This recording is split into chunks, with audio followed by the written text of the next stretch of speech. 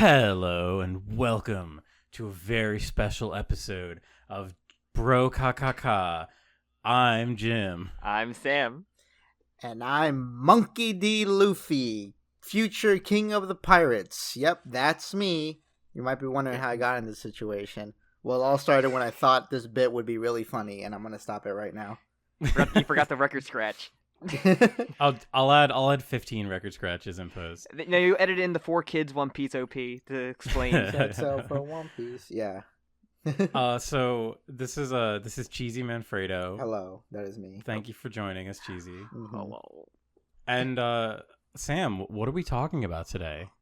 We are talking about probably one of the most hyped up things recently, which is a live action One Piece. The thing many people have been scared and or hyped about. Mm-hmm. I was hyped. I'm in the hype. The first I really 4 haven't episodes, seen sorry. So we're only going to be talking about the first 4 episodes. It's all I've seen. It's all Sam's seen. I think Cheesy's only seen. I've only seen the first 4. I was gonna watch the 5th one, but I waited out for this. Well, they're all like podcast. hour-long episodes. So. Oh yeah, they should be longer. So it No. it kind of ended on a good halfway note, I guess. Yeah. So It really did actually. Mm-hmm.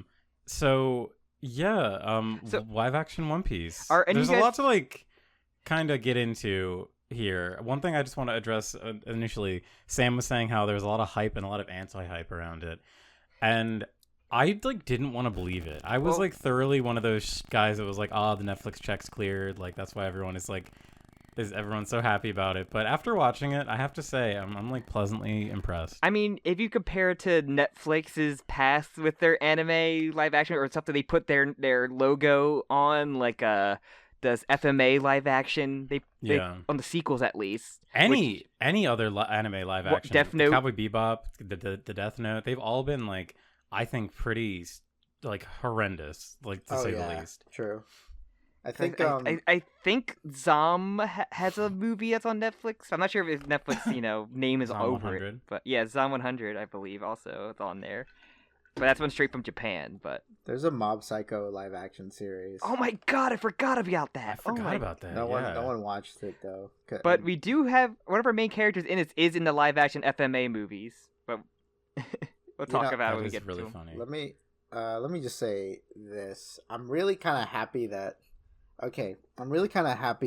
Netflix is the one to kind of do. Well, what I mean is I'm happy it's kind of an American company that's handling the One Piece live action adaptation, because I feel like in Japan they're not really that inclined to want a diverse cast, even if the source material kind of needs that.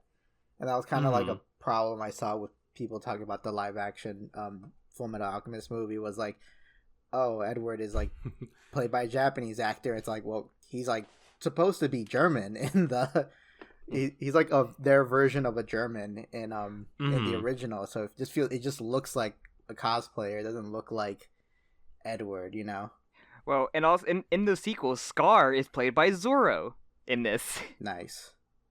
Which is also funny too, because in FMA the Ishvalans are supposed to kind of be a sort of Middle Eastern Near East kind of culture, and it's just also funny that it's just another Japanese guy's playing him. Yeah, it's it's interesting. If you look at the trailer for the live action FMA, and you see a lot of people in the comments saying I'm tired of these fucking Americans complaining that Edward is not played by a Japanese person, dude. Who cares? I guess they're just used to it. I mean, I guess the same was with the Attack on Titan. The Attack on Titan one, it was kind of weirder because in the manga, it's implied that there's only 1 or 2 Asians, and everyone else. Yeah, Mikasa is known to be the last Japanese. Well, they're not Japanese. She's half Japanese. They're called I don't know, there's a funny word they use for it, but yeah, she's not even full Japanese. Her mom was the only Japanese woman in the walls, so it is hilarious that the entire cast is Japanese in that adaptation. Yeah, that's a whole different. Sam and I actually covered those covered movies. both. Yeah, check it out on the jokakakapodcast channel. Those movies are freaking insane. They are pretty wild, but they're also kind of boring. But something that wasn't super boring was the One Piece live action. My initial like fear was that like a lot of these kind of adaptations that turn like a manga, which is essentially like 20 pages, and then turning that into like an hour. You know what I mean? Like there's like normally I find when they try and adapt something like this, they just shove too much into it and it's like overstuffed and it's like really boring. But I really think the pacing was like good in some of these. The first 4 episodes, I think my least favorite's the last episode we watched, the second part of Syrup Village. Yeah, interesting. I think that could have just been one episode, honestly. And they changed a lot in that one. I think it might be like a weird take from the clown guy, but I feel like the Buggy episode kind of dragged a little. Like that one, I do agree. Yeah, which is a shame because I like Buggy. The actor who played Buggy was great. Oh yeah, he was great. His moments were fine, but there was like I don't know how to explain it. I have a weird thing. I'm sorry. No, it's just there's something about that episode that felt like things were taking a little too long. I don't know what it was. Yeah, I can't pinpoint it. I have this thing when I'm watching like certain media, and when everything takes place in like the same location, I just get like kind of a weird like. It's hard to describe the feeling. Like the one I remember really feeling it with at first was The Walking Dead, when the Walking Dead TV show was airing. Like when they got to the farm in like season 2, and then I had this like sinking realization, like, oh no, they're gonna be at this farm for like the whole season, aren't they? Like they're not gonna go anywhere else. They're not gonna do anything. And then the same shit happened with the prison. I was like, oh no, they're gonna be in this prison. That's when I stopped watching the show. But that was kind of the issue when they were in the big tub. Because when I saw like the first few minutes of the episode when they get kidnapped, I was like, oh, is it gonna be like the big top on Buggy's ship? Is it a whole episode gonna be there? But then no, we actually do see the whatever that village is called. Like we see the funny part where he flips all the houses. We'll see the aftermath of it. We don't see it happen. Yeah. The buggy balls are like knockout gas in this for the most part. Mm-hmm. They also don't like they don't do the sad dog subplot. Yeah, I was really freaking sad. They show a dog at the end of that episode really quickly, and the mayor looks like the mayor from the manga. That's all they had with the mayor. Yeah. And I'm fine with that. But like, yeah, just something about that episode felt like it dragged. Unlike, I feel like the first episode was good though. I feel like they did a really good job of like interconnecting everybody. Yeah, right? I mentioned this because like I like some of these absurd characters, some of these like sets, and like especially some of the blue food they serve. I'm like, what does this remind me of? And then it hit me. It looked like a Dr. Seuss live action movie with some of like the visuals and like the food and props. It gets way more Dr. Seuss later on, right? It's like couldn't unsee it though. Like Koby glasses, especially this look like one of those weird extras in like Cat in the Hat. You know, I feel like and like I'll say this: it feels like a lot of actors in this are kind of restraining themselves a little when like I don't know. I'm so used to like. Should we talk about the main cast first? I guess because like we haven't. I'm liking them so far. I think I like them all, but right now I think Nami is the one I think I like because I don't know, that doesn't feel the most like their character. I would agree. It's hard though too because like she hasn't got her arc yet. Yeah, we're like pre Nami's like arc. But like I don't get the energy that I get when I like read or listen to Nami before. There's if no, go on. I was gonna say it feels like she's almost a little overly serious. Like Nami is a good balance of like the very like sort of whimsical or like sort of like cheery attitude, but then she has these like serious moments. It feels like we're seeing way more of her being serious, and it doesn't really balance out as much. I think there's like a lot of like little things too where it's like because they don't do the when we first meet Nami, she's like with Buggy's crew because she's just like kind of taking advantage of them to get the Grand Line map, right? Mm-hmm. So we don't see that like kind of pretend cheerfulness she does, where like she's just trying to come off as one of the guys. Yeah, those first 2 episodes really switch around a lot of stuff. Like the Zoro's not like already captured there, and like they're all just at the bar conveniently together. I think that's like fine, and I think this adaptation it's probably the perfect time to adapt One Piece because how so far into the future the manga is at this point that like I seriously don't believe they'll catch up. We're not gonna get like a Game of Thrones situation where they have to like. Dude, there's no way this show's not gonna get canceled by Netflix by being too expensive. They have like full fucking confidence they're gonna get a season 2 because like Zoro's introduction is like literally like some a tease. Baroque work. Yeah, shit. Baroque. Like that's gonna be obviously season 2 stuff. Did you see that one clip of like they interview like the main cast and I think they ask about like. I think someone asked about who are the people who witnessed in the live action who are those characters that witnessed the Gold Roger. Yeah, Gold Roger's execution, and the main Luffy's actor just said like, "Oh, Crocodile was there," and then the rest of the actors were like, "Whoa, don't say that," and it's like. I've noticed like 3 of those characters in there that one was Mihawk and there was like a woman in there. I'm like, that's not supposed to be Hancock, is it? No, I think then should be like really old. No, I think some people are theorizing that that's pre-trans Crocodile. Because there's like a popular fan theory that Crocodile is trans. Oh, you don't know about this fan theory? Is it I've never heard the one that where like Crocodile's Luffy's mom or something? No, that's the crazier version of the fan. But basically, the theory is it goes that like because Oda does the thing where like when people ask him like, oh, what do these characters look like as a kid, he'll draw them, and he drew Crocodile, and Crocodile looks pretty androgynous, like it could be a boy, it could be a girl, right? And then eventually when we get to Impel Down and we meet I forget the name of the big bitch ass trans drag artist ass character who has like the hormone powers. She's talking to Ivankov. Yeah.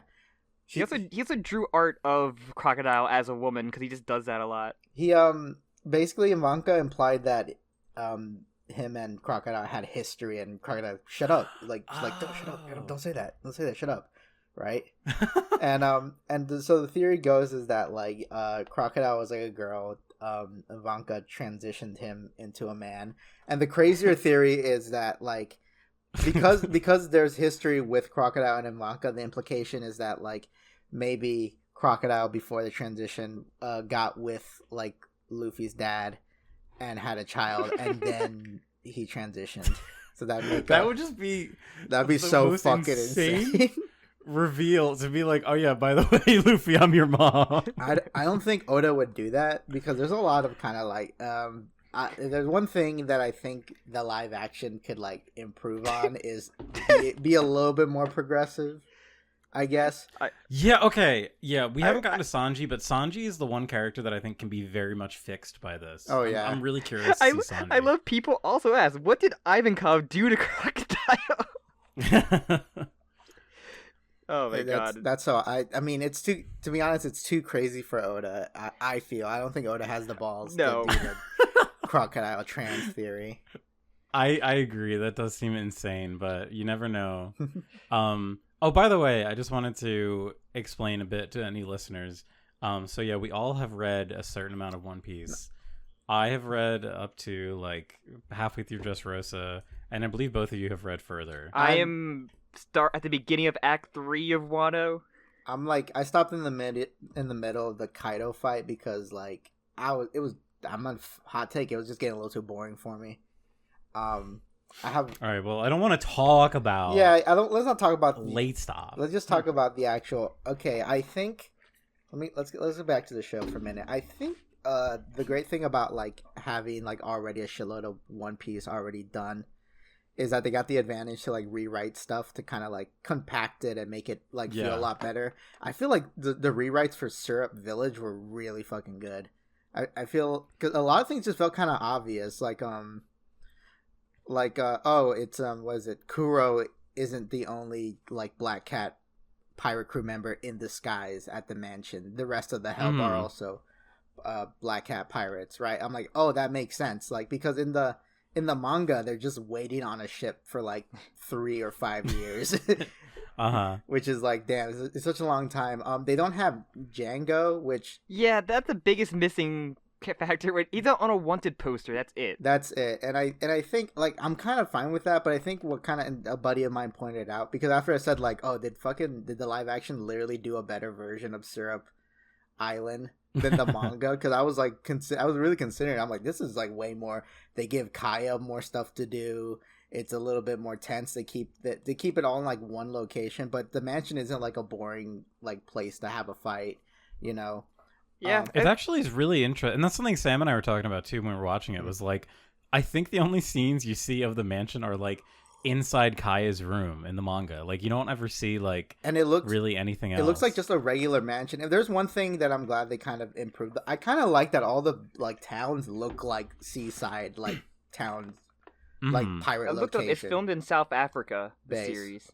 I think what also kind of like, because I think the big problem with like the early One Piece is this is something that Oda fixes later, but the first couple of town and villages are very like copy and paste RPG towns, especially the one that like Buggy attacks.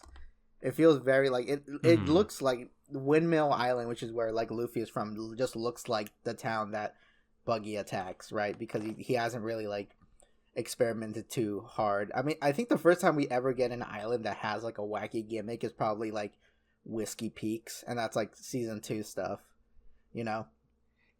That's like post. Yeah, they're already past the red line. Right, exactly. After the red line, the islands start having wacky gimmicks.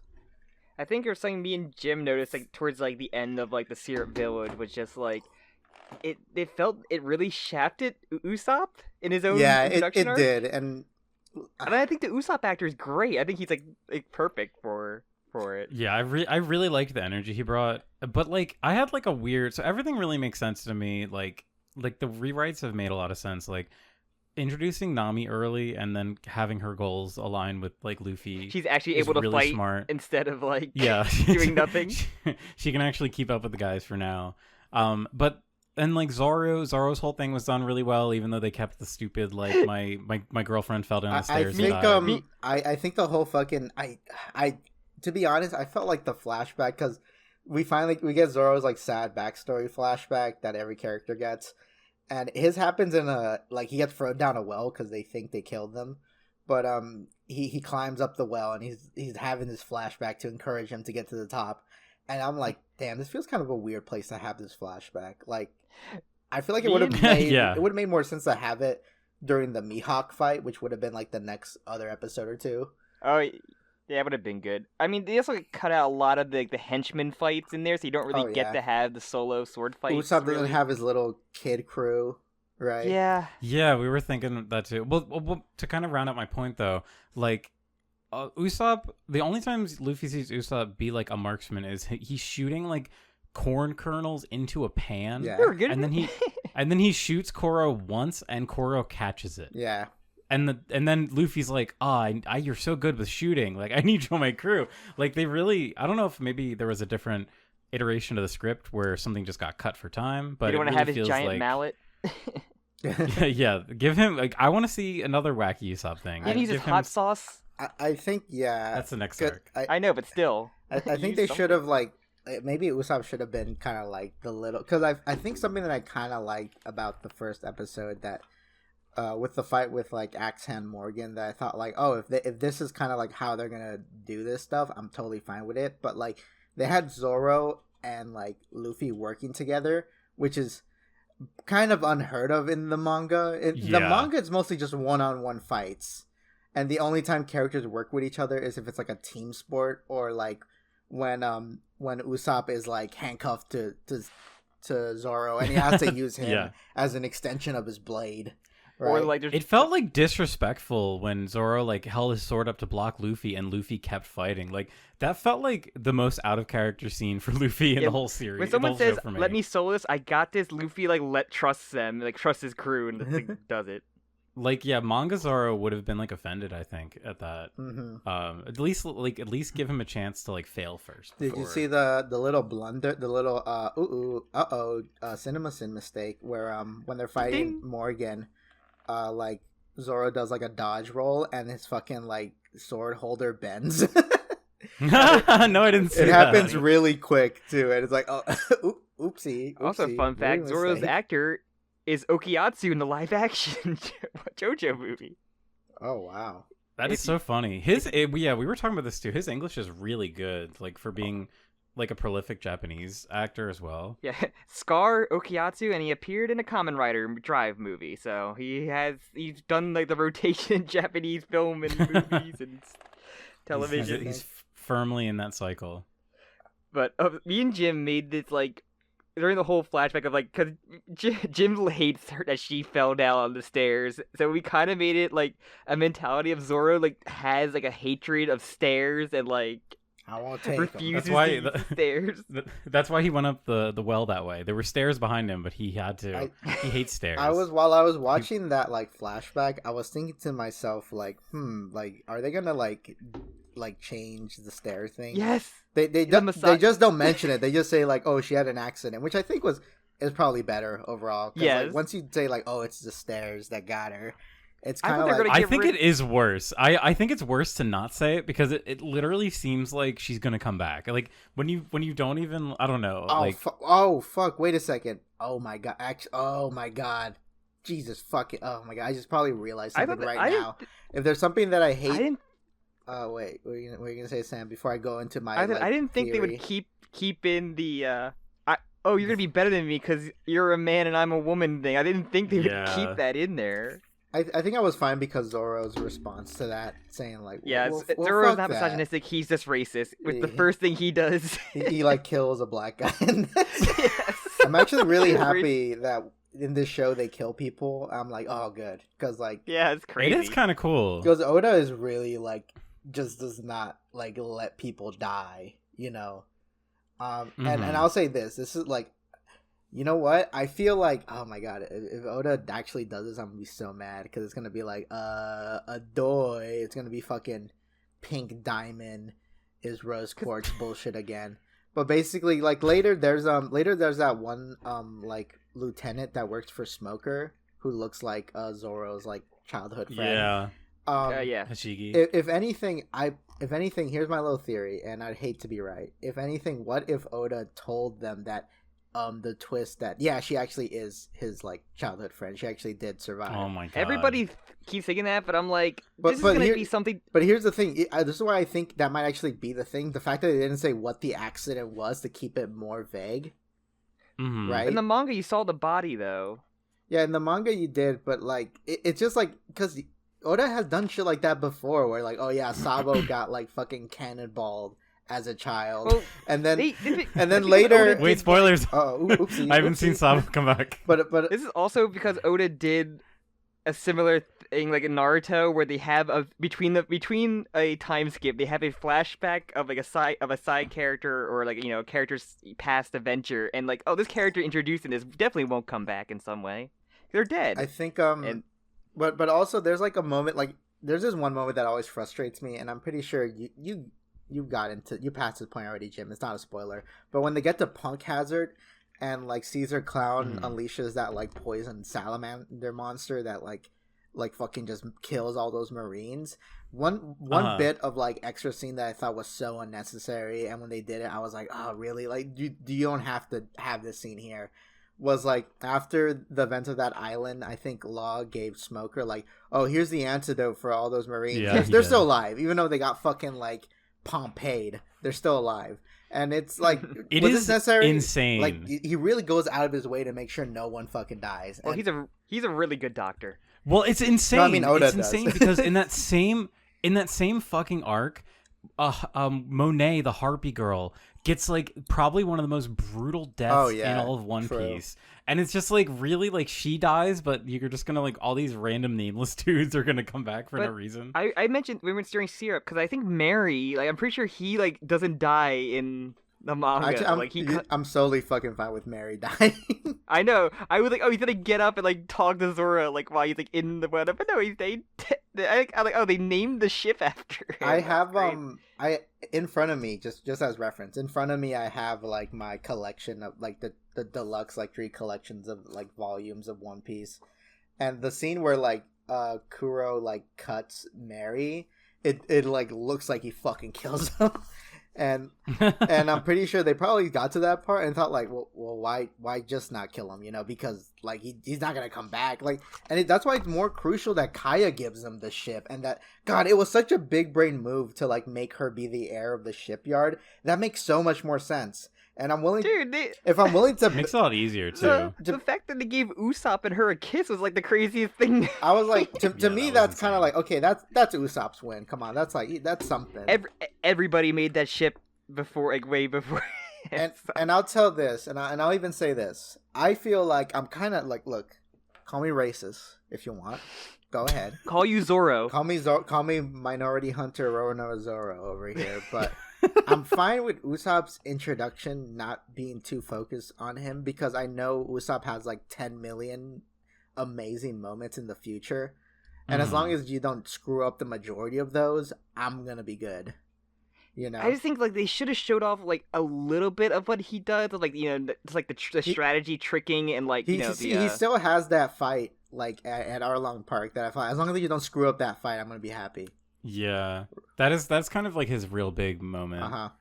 It is just like, I don't know, from like the thing that I love about Usopp's arc and tying it with the Mary itself is how he views himself as like disposable, and when they get rid of the Mary, or when they talk about getting rid of the Mary because it's like useless to them, he is also like internalizing that feeling. So I feel like you need to give him like a good starting point to like give him like a reason why he can be on this ship. Well, and now that ship's gonna. And then later on, we show him why it gets taken away. Yeah. That is, I think that's like making Kaya the heiress to it is like a really smart decision because it does tie everything more closely. It makes it seem like also naming it after like a dead guy makes the Mary seem like more important. Just by, even though it's like nothing character no one likes and no one cares about. It's not like a quest. You got a quest done, like a big story quest, and you got rewarded with that. Yeah. It is almost like they earn it. Where in the manga, it does feel like, oh yeah, like you need a ship, right? Yeah. Like, thanks for stopping Captain Kuro. Here's a ship, right? And yeah, and like, yeah, like I'm fine with the changes made in Syrup Island. I'm glad that they made Sham trans. I think Sham was a cutie patootie in this. Oh, one thing I want to go back to the first episode because I had some like, so I went into this, you know, I don't go into anything hating anything. I try not to, but I was going into it with like let's say I was like, all right, you're an underdog, One Piece live action, like you got something to prove, and I was really impressed at the kind of this like screenplay, I guess, like for the first episode, just using sprinkling romance dawn into. Like using the flashbacks from like chapter 1, introducing Garp so early. Yeah, it's kind of like a really smart decision because as I was kind of thinking about it, there isn't like a big bad, quote unquote big bad of the Marines. Yeah. Until like Smoker is the first kind of face that we have for like a Marine guy. Yeah. I mean, you could say that like Captain Morgan, but Captain Morgan like he loses in his own arc. He's never really like brought back ever again. So I think it's really smart in terms of like fleshing the world out more that we're getting this stuff with Garp. They're adapting, not even just adapting all of like the cover stories for Koby, Helmeppo and Koby, but like reintroducing them into Syrup Village as well. At first I was like, wait, this is weird, but it really does like work, and it makes like Luffy's story feel like it's more tied to Kobe's story. There are some things missing, I feel, though, that they eventually put in later with Koby and like the Marines and like. I was bitching that they didn't have the scene where Helmeppo had Koby at gunpoint because I think that's like one of like the best like Luffy moments because Luffy literally does not fucking hesitate. He's just like, oh no, I like you have to act, like you can't just like let people hold a gun to your head. You have to punch them. True. I'm sad they didn't have the kicking Buggy in the nuts scene. Because that's such forgot about that's such a like kind of like when Buggy is all like, "You can't hit me, my limbs float," and then Luffy is like, "Oh, I'll kick him in the nuts, maybe that hurts him." And he's like still like a person. Yeah, they didn't have the iconic like detachable doohickey. The contraption. Helmeppo's contraption. Right, the iconic contraption. You know, I'm actually liking that they're including this subplot in there, because it's like besides it works. It's working. Besides the fact that like, oh, we're gonna hire these guys and they're gonna have to be in the show, so this is how we're gonna include them. Scottish Garp. Yeah, it's pretty smart. I'm liking it so far. I heard someone, I haven't seen. I mean, you already fucking know. We only seen the first 4 episodes, but I know someone says they foreshadow like another character at the end of the season that's kind of like out there that you wouldn't suspect, and I'm like, ooh, I wonder who it is, because I have like a handful of people in mind who like they might like be like, oh, if you really want to throw someone off, foreshadow this guy. I'm like, oh, they're gonna show Ace or Whitebeard or like, oh, they're gonna have to change what Whitebeard looks like, because like the name just doesn't work in English. I'm gonna say the swastika. That's like, oh, I mean that too. Change that, but I mean like Whitebeard just has a huge like that's fine for a Japanese anime, but like for a live action adaptation that's gonna be in English, they're gonna have to give that motherfucker a beard. But they have to find a 10-foot tall, like 67-year-old guy, 450-pound man of muscle.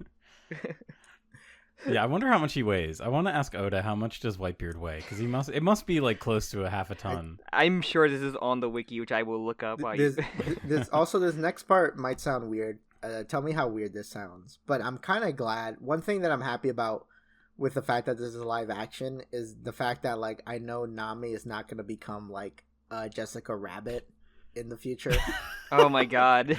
No, I know exactly. So I've recently read past the time skip, and I have to say that like I'm so heartbroken with Nami's new design. It feels like they took all of her like kind of scrappiness out of her, and now they just made her like a big booby lady. And you know how like Oda has those little end chapter questions that people ask? There was one where some guy was like, hey, Oda Sensei, I work in a women's undergarment store, and I was curious what the breast cup sizes are for Nami and Robin. That first half was a fucking lie. Definitely. Like, all right, but okay, buddy, you're not fucking fully. Just ask your question, dude. Don't act all like, oh, I have the profession. I have the titty profession, dude. Shut the fuck up. Just ask. And the weird part was Oda's answer. Yeah, Oda's answer was like equally pervy, but the strange part was that he was basically saying that both of their boob sizes are the same, which to me is even weirder because it's just like, why? I don't know, like, isn't it more fun to have like a diversity in like silhouette and design? Not with reoccurring women characters. Oda has like one body type. Yeah, which it's true. It's a shame. So it sucks because like he can. I mean, just looking at this like female smoker, like I mean, this kind of looks like other designs, but he has like range. He is able to draw women differently. It's like he has to like fight the devils inside of him that just want him to draw every woman the same. He bit the horny fruit. Oh fuck, you know. So I could not find the weight on the official Wikipedia of Whitebeard, but I have a height of 21 inches. Okay. Or 21 feet. I'm sorry, 21.10. 666 centimeters. 21 inches. What? The size of his cock? 666 centimeters. Oh wow. Tall. And nitpick though. Here's a fucking nitpick. I don't like that. Like I don't like the flashback with Luffy as a child and he finds a devil fruit and he scarfs it down. I was like, because later he says like it was nasty. Like why did you eat the whole thing then, motherfucker? I was sad it wasn't a background gag like it was in the original one where he's just eating it in the background of a panel. Yeah, because they want to make it really like important. And I mean, spoilers for late. I'm not gonna say the spoilers, but later it turns out that fruit is the most important fruit in the planet. But you know, so like you have to. What? I think a Shonen character getting the most important power on the planet never happened. You could say that like there's like a supernatural element to it. You could say that like once you start eating it, you're like compelled to continue eating it until you're finished. Or you're Buggy like, and you eat it whole. That's what I wish they would say, something like that, because I would have justified like the like, hey man, we fucking this practical forbidden fruit. This practical effects fruit, we fucking worked very hard on it. You better fucking eat it, you child. And Sam was like, "What do you think it was made out of?" And Sam said cake, and it does look like cake. Like it looks like kind of like how they make like cake pops. It looks like that. Yes, exactly. It's funny. Oh damn! At some point, Sanji in One Piece, Sanji should just make a fake devil fruit cake. Oh, okay. That would be really funny, actually. Okay, you know what? You know another thing, and like from what I've seen so far with the crew's banter so far, I am like liking it because like if there's one thing that I'm kind of like frustrated about One Piece, I have like a lot of I love One Piece, but I have a lot of problems with it. Is that the characters, like the way characters talk to each other never changes like in One Piece, like the way crew members talk to each other, because I just find it so weird that like even till now, even till like the current chapter, Zoro and Sanji like still talk like they hate each other. And it's like, yes, because they're madly in love with each other. Yeah, I mean, like if that turned out to be the case, Brooke still wants to see their panties of the women. Yeah, exactly. And what I'm so great is that like, okay, so with the live action adaptations, like, okay, so we're making this for like normal people who aren't perverts, so we could like, we don't have to like I know Sanji isn't gonna do the whole like, oh, woman, oh, his eyes will turn to hearts, right? Because like it's like that's like it's fine that he's like a guy who like wants to get with a lot of women. That's fine, but the fact that it's like, oh, he just becomes this like, he has flandered eyes, basically, right? Yeah. I told Jim, I'm like prepared for like Sanji to lose any kind of like ability you had for him for like a long time. That Sanji is very like God, it's hard out here for us Sanji fans. It's tough. It really sucks because like I did like Sanji a lot initially, in like the first few like major arcs. Because there's this thing that Oda always does with him where he, like, kind of keeps Sanji in the background and then always pulls him out for, like, a really, like, meaningful scene. Yeah. Like, he has like, a really cool, like, sequence in Skypiea. Like, I really like when he and Nami are kind of, like, the last two people standing. He has a really great one in Alabasta, too. Right. Like, Sanji is just, like, has, like, these really great moments. And then... yeah, he just becomes like I think one of the most like evil things that Oda's ever done in Fishman Island. There's like a part where Sanji literally says like, "Oh, I don't care about the all blue anymore. I want to just look at these mermaid titties." Like, it's like literally if Luffy was like, "Oh, I don't want to be the king of the pirates anymore. Like, I just want to touch gold." Yeah, it's very. And I hate like I hate his time skip training. Like I said, like man. Ivankov should have turned him into a woman for like 2 years, and that was his training for the most part. They really like, yeah, that's, yeah. Like, I'm like, okay, well, they're gonna change that obviously because they're gonna be like, yeah, this is problematic. Very Oda. homophobic. This is very it's like Oda. You can't do. It's that. like advanced homophobia. It's almost, I would say, it like leans into like transphobia. And this is what I mean, that like Oda doesn't have the balls to give us trans crocodile. They have the fucking balls to give us trans crocodile Luffy mother. Doesn't I told Jim that like they should get like a drag stuff like for Bonklai. Oh yeah, they should. Like I'm watching the show with my partner, and they're all like, "Oh, imagine if they got all these like drag artists, like famous ones for like scenes like that." And I'm like, "Yeah, that's perfect." Like Bonklai and like Ivankov are like perfect for those for those actors. Right. So wonderful. Bonklai is like the best fucking character. Oh man, it's. So what else was I gonna say? I mean, okay, liking the show so far. I think I think another kind of great thing about adapting One Piece is that with Oda's writing, he does this thing where like if you're unfamiliar with One Piece, he does this thing where he throws 50 things at you at the same time, and if you don't like one of those things, it's fine because then he just throws 50 more. And so out of all those things, there's going to be something you like, you know? And people tend to only remember the stuff they like because when I reread it, I always like forget things like, oh yeah, the fight with fucking Bochi with Ibuchi and like Sham like is extended because Django hypnotizes them to be stronger, right? Like all these like little smaller moments that I fucking forget about, right? And I miss Django. Yeah, and I think what's kind of like what's great is that when you adapt something, you can just pick the good stuff. And I'm pretty sure there's probably a shitload of things Oda was kind of like, what the fuck was I thinking, right? Like, I can't even imagine producing a story at the rate that Oda is producing it and not having, like, major regrets with some of your choices. Yeah, like, true. There's just no way. Like what you said, it's like you're throwing, like, 50 things at once. And it's very much like what's it called? George R. R. Martin describes storytelling where it's like he doesn't like plan everything out. Like he's a gardener. Like he puts ideas out there, and then like the ones that are growing and are doing well, he'll keep tending to them. The ones that are bad, he'll just prune. Yeah. That I feel like that's like the best way to do it. I mean, it also doesn't help that the guy is like weekly Shonen Jump, you know.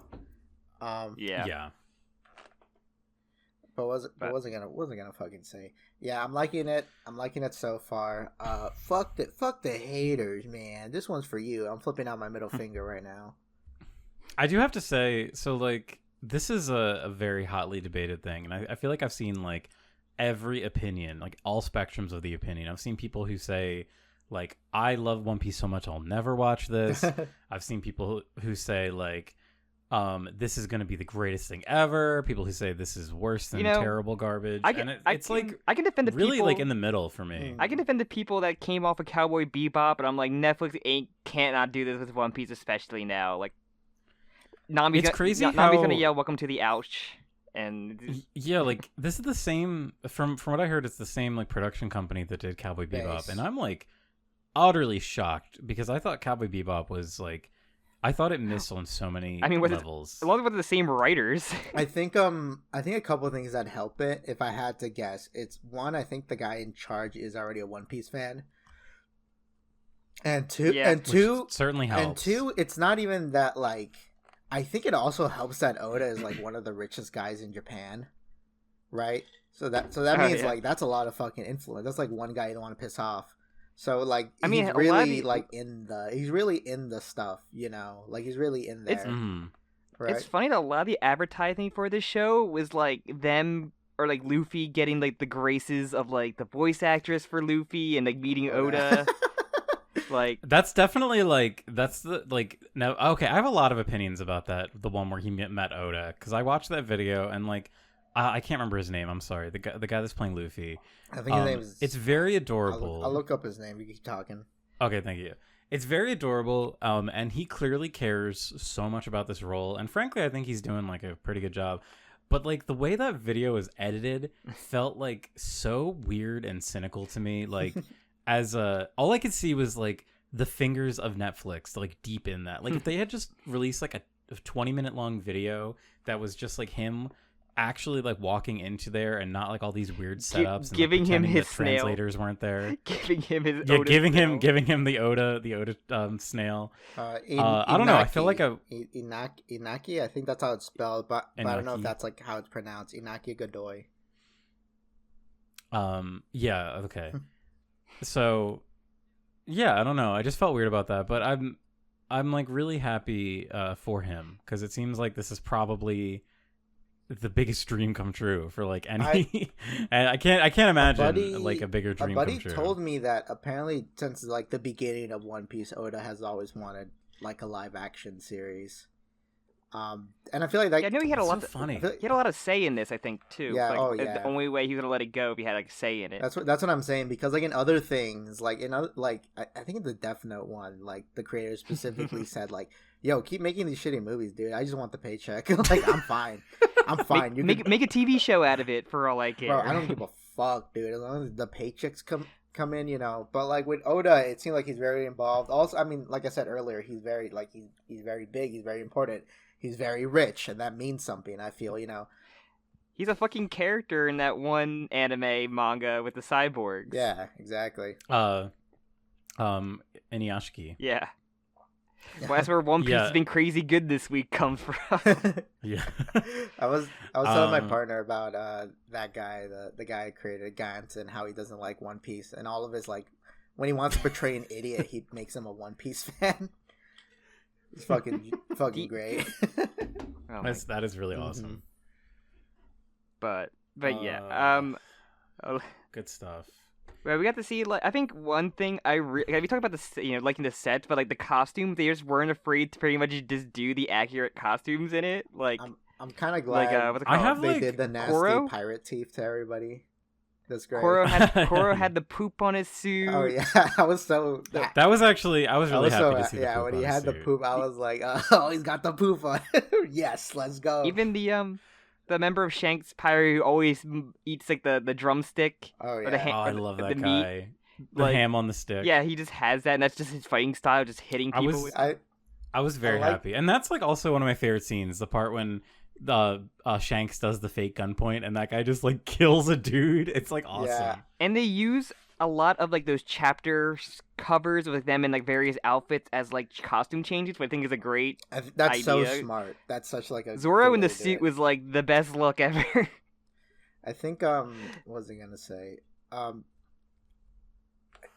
like that one scene where like he's talking to Usopp and he mentions like, "Oh, I met your dad," and then Usopp has this kind of realization that like, "Oh fuck, this guy actually has met my dad and I haven't." My deadbeat dad. Mm-hmm. My deadbeat. Fuck, the one consistent crime in One Piece. I probably said this before, but the one consistent crime is that no one raises their kids in fucking One Piece. It's like child abuse and then not raising your kid. Being a pirate and not raising your kid. Those are like the biggest crimes in One Piece. But I think like Buggy's costume looked great. Oh, I love Buggy.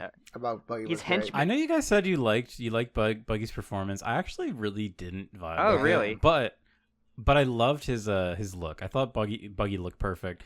The way that they did his nose was fucking perfect. Oh yeah. It was so creepy. It really like one thing that this adaptation succeeding is leaning into the creepier stuff. Yeah. Like when Buggy's head came off and you just see like a flesh. There's kind of like a little like flesh sheet that is all over his inner bits. I like that. They do that with gross. the clothes too, and it's like, yeah, that's how it is in the manga too. It's like cartoony, just everything flesh. They embrace it. They embrace like the stupid campy cartoony stuff, which is great. I do like the whole and they did the tiny Buggy, the little like feet. That was really funny too. I was so happy. Even like they always had like the unicycle henchman, sadly, and he just jobbed out in a second. I had the bear guy too, but he didn't do anything. They mentioned the dancing lion for they just say that like, oh, we had a dancing lion, and not. Yeah. If they said it's not in the budget, I would have been okay. Good. I like that. I can't wait till we get to like the weirder like animals once like those start popping up. The animal transformation fruits are gonna be crazy. I really do hope they adapt the Davy back fight. I really wanted to do that. Yeah, it's really funny. So yeah, as someone who's gone through One Piece very recently, it is like really funny to see how fans like look back, and that whole like Foxy arc is like hated. Mm-hmm. For like, that and Skypiea, that was like the weirdest like black pill I saw online was people saying to like skip Skypiea. Yeah, I did think that was kind of weird. I think it's crazy that anyone would want to skip like any part if you really like want to like you'll go through it. Even like parts that I legitimately thought like I kind of want to skip this is like when they get to Fishman Island, but this is for another day. I kind of agree with that Fishtown Island arc where I'm like I could just skip this. No, Fishman Island is so slept on. It's such an important arc. It's alright. It's alright. Every time Sanji was like in that arc, I just like wanted to skip it. He's by far like something really holding it down, but once they get to it in live action, it'll be fine. They won't. I was talking to Jim about this. I'm like, so it goes up to hour-long park. I'm like, what? Are they gonna skip anything after that between like they skip a Goemon? Like the giants, like will they interact with the giants at all? I think they have to because that's kind of crucial. If I had to guess, all right, for 4Kids version skipped it. In the Baloo arc, they skipped in the 4Kids version, which is crazy. If I had to guess, this would be my guess for like I guess we could do 8 episodes. Season 2 predictions, 8 episodes. Okay, I would combine Whiskey Peaks and like the jungle with the giants. Just combine that into one island. And then after that, Drum Island, and then after that, Alabasta. Jim was saying Alabasta should be 1 season. Nah, you're smoking. I don't know what the fuck you smoking. I don't know. I mean, it's hard because like there's so much lead up to Alabasta. Because like you have to like really introduce. They're already setting up. They already set it up like episode 1 of this season, which is why I think because they already know it's long. Like if anything, I think Skypiea should be 1 season. Like maybe the first 2 episodes is getting to Skypiea, and the rest is just Skypiea. Actually, cast Marshall Mathers. Yeah. that makes sense. Yeah, I don't know how long. Because Alabasta is that almost 100 chapters? It is. It is pretty much like 100 chapters exactly. And then I think. And then season 4, they could just cut right in the middle of the Davy back fight. Like they're already doing it. I don't know. It's gonna be interesting to see what because they have to do like Lounge Town still, or Logtown. Yeah, they could do There's like it's just I'm trying to think. That's for sure is an episode, right? I think this show is already kind of like trying to think ahead about like okay, like for I think the very obvious kind of like cost cutting measure was they didn't really show like the town from the Buggy arc, and they just focused on Buggy Circus because they're like okay, each town just has one location we're gonna focus on, and that's it, and and that just kind of because a lot of traveling in like the Syrup Village and everything, of going to like the hills, the forest, the sea. Funny thing though, when we got to Zoro's flashback, I was like, oh, Zoro's from Southern California. Because those fucking trees, I'm like, yeah, that's Southern California. He's in Southern California. They just added like fog everywhere. That's really funny. They filmed that elsewhere for them while they were in South Africa. He's in SoCal. He's a SoCal area. I wouldn't be surprised if like they couldn't like. There was no point of bringing the children actors all the way to like South Africa, so they like we're seeing in Southern California. Yeah. That's so true. Because you didn't have to worry about any other actors in this scene. That was just probably done by like a second. What do they call that? Like a second shoot. I think that's a fun thing about One Piece. That's just another island that just looks like Southern California. That's so fucking perfect. Oh, Zoro's SoCal. He's like me. Okay, so Alabasta is 117 chapters, so it seems like they're gonna be adapting about 100-ish chapters for season 1. So I guess they could do Reverse Mountain to Alabasta. You could probably tighten up Alabasta a lot, I guess. Yeah, they're gonna definitely tighten Alabasta. Oh my god, Alabasta has so much shit. Like, I wouldn't be surprised if that's like what I love though. Like, this is my problem with like so far what we've seen a lot of shorter arcs and a lot of these One Island arcs adapted, which is fine for like an episode. But the beauty of One Piece for me are these like hyper big arcs, and like the way that Oda constructs these like really large scale stories, I find just so fascinating. And I don't know, if you like snap it down, like if you make it really snappy, I think it's not going to have that same appeal. That's my fear. I don't know. I feel like, I mean, like I said before, that he throws enough stuff that they could just kind of pinpoint what they think is like the golden material, because there's like like not gonna lie, that's kind of my problem with One Piece now, is that there's too much things.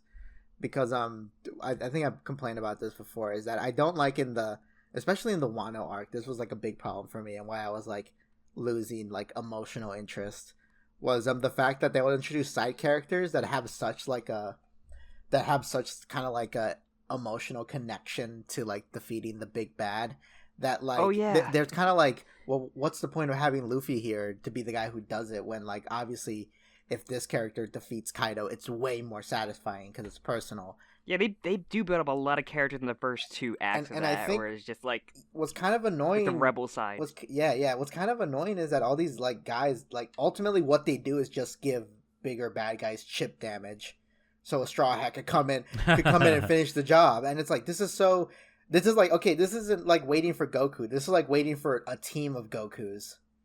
Like that's what it's become, and it's a shame, because like One Piece solved the waiting for Goku problem like really early on. Like they did a really good job. That's why Water 7 is so good. Water 7 does not have this problem at all. It's like Water 7 is so fucking perfect. That's why I think it's fine that they like combine certain characters. I think it's fine like if they don't include certain characters. Like it's fine. Like I don't need all those characters. Just pick the ones you think are important, and I'm pretty sure Oda's gonna agree which one are the ones that are the important ones, right?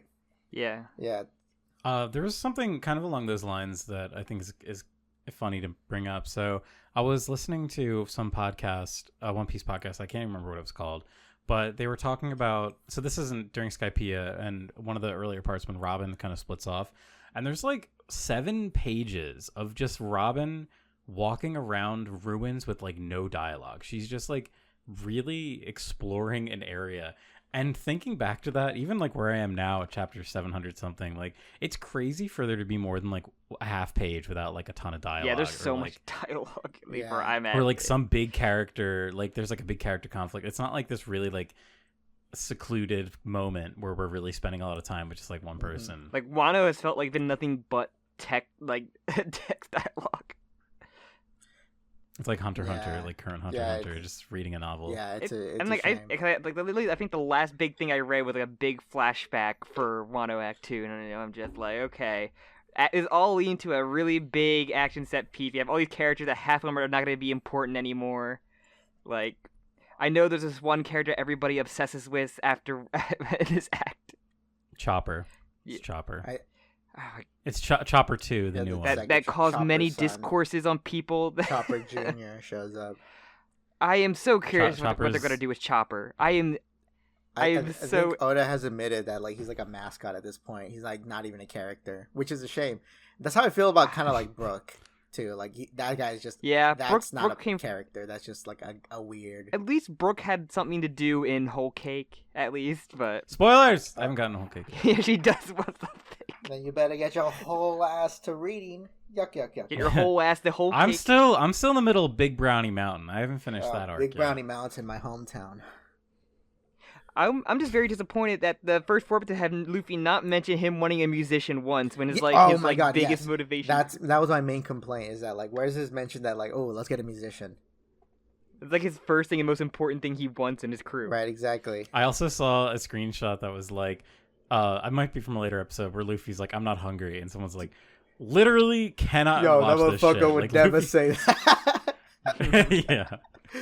He literally fights Zoro in an arc because he thinks he's like beating up the people that gave him food. It'd be so funny. These beautiful people fed me. It'd be so funny. I was also very very disappointed when he ate the blue goop that he wasn't just inflated Luffy.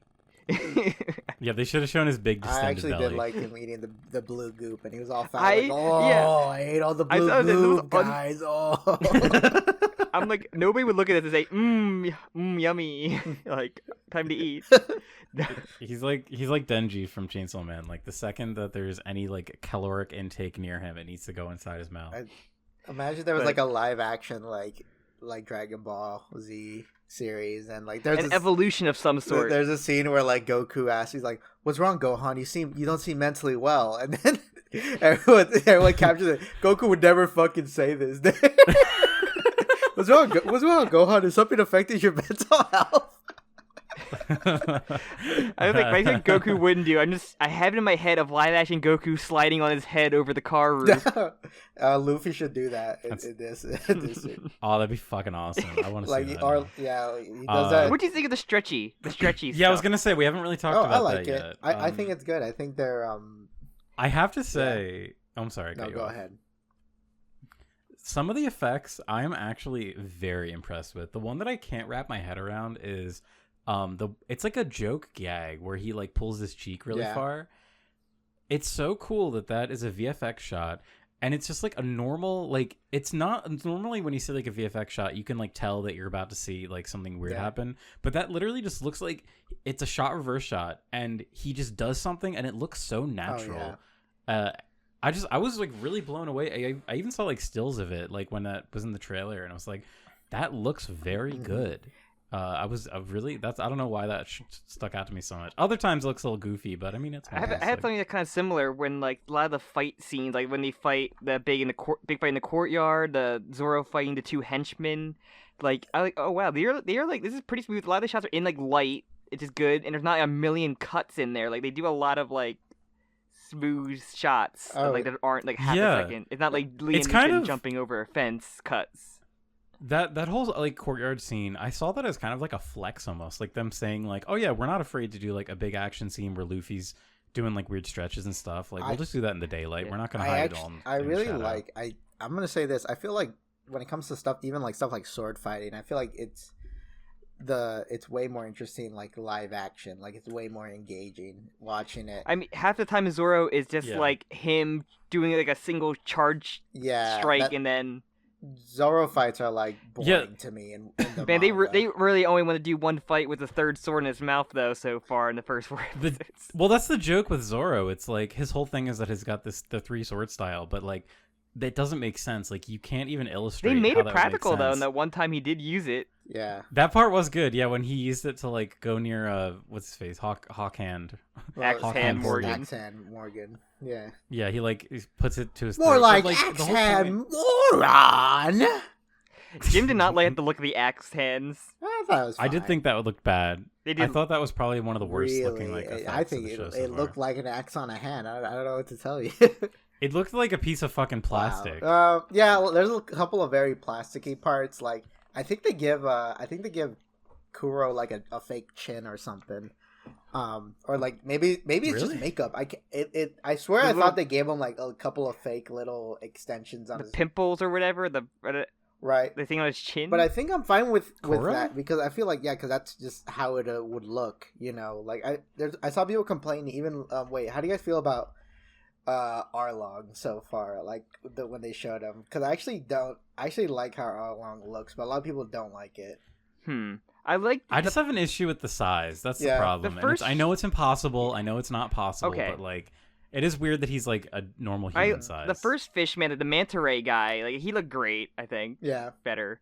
Arlong is just interesting because the nose makes it look weird, but I do appreciate them making it like suits practical. I hope like it's not just a CGI. I like that too. And like I can't judge until I see Hachi. I think Hachi's like. Yeah. It'd look weird as hell, but I think he looks fine. I guess if he what Jinbei looks like, and they can do this hulking mass of a sumo fish man. I feel like oh sorry, you go. I'm very much not a Jinbei fan. Oh, I love Jinbei. I feel like they kind of like. I feel like they took too long, like adding him to the crew. I feel like they kind of just dragged it a little too long. You know, I love that. I don't know. It does look weird. Like, yeah. I like the redesign, or I don't know if you call it a redesign, but like giving his nose more of like a sawtooth shark appearance rather than like whatever it was supposed to be. What is he supposed to be? I always forget. It's a sawtooth shark. He is a sawtooth shark. Is that what he is? Yeah. Well, he's like a different amalgamation of specific shark things, but you know.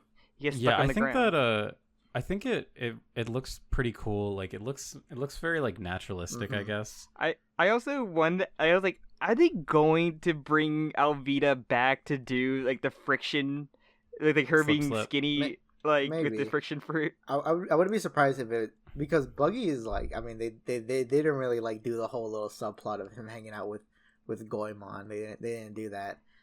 Yeah, they cut the treasure chest guy. Yeah. I think the treasure chest guy name is Goemon. I think, unless Goemon's someone else. Fuck. Hold up. I think it was. There is Goemon is like a samurai guy. Oh yeah. Oh, Gaimon. Man. Gaimon. When apparently it's based off of Goemon. It's okay. Very funny little character. That guy is a funny little guy. But what was I gonna say?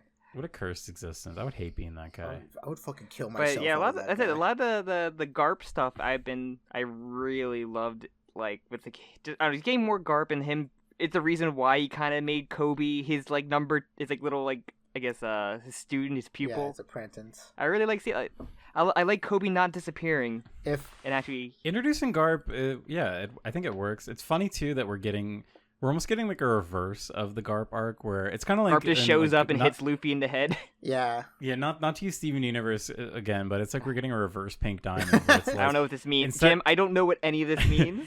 Instead of seeing Garp as a good guy or a bad guy first, and then we learn he's good, we're seeing him as a good guy first, then we're gonna learn he's bad. Yeah. Well, I think we talked about it watching of like how many actually good Marines do we meet in One Piece, and like I think we listed like 4 or 5 of them. Yeah. And half of them are fucking Smoker and his second. Yeah, the Koby, Garp, and then and you said you got to the one blind admiral, so. Yeah. Yeah. It's. Yep. I just want to see Garp throw a cannonball. That's all I want to see. Yeah, that's what I'm most thinking, because like I can't really picture this Garp throwing cannonballs. But he's not. He's not. 15 feet tall. Yeah. True. I couldn't tell. Did he have a scar on his face? I know he gave a scar to Luffy, and I'm not sure if the Garp. It's probably just not that pronounced. I feel. He had a giant scar on his face, but I don't know. What was I gonna say? I'm trying to find. Okay, hold on. I'm looking at an image. Where's Garp's scar? Isn't it on the side of his it's head? His eye, right? It's on like the left side of his head. Oh, it is. Ugh, all these shots are on the other side. Yeah, they gotta hide the scar because they didn't want to draw. The actor like, you're not gonna draw a scar on me. You're not gonna draw a scar. We haven't talked about the little snail transponders. I love how disgusting this. I like they hit the feet. Garp is feeding his snail. That was really fucking gross. I like. Jim did like the human teeth on creatures.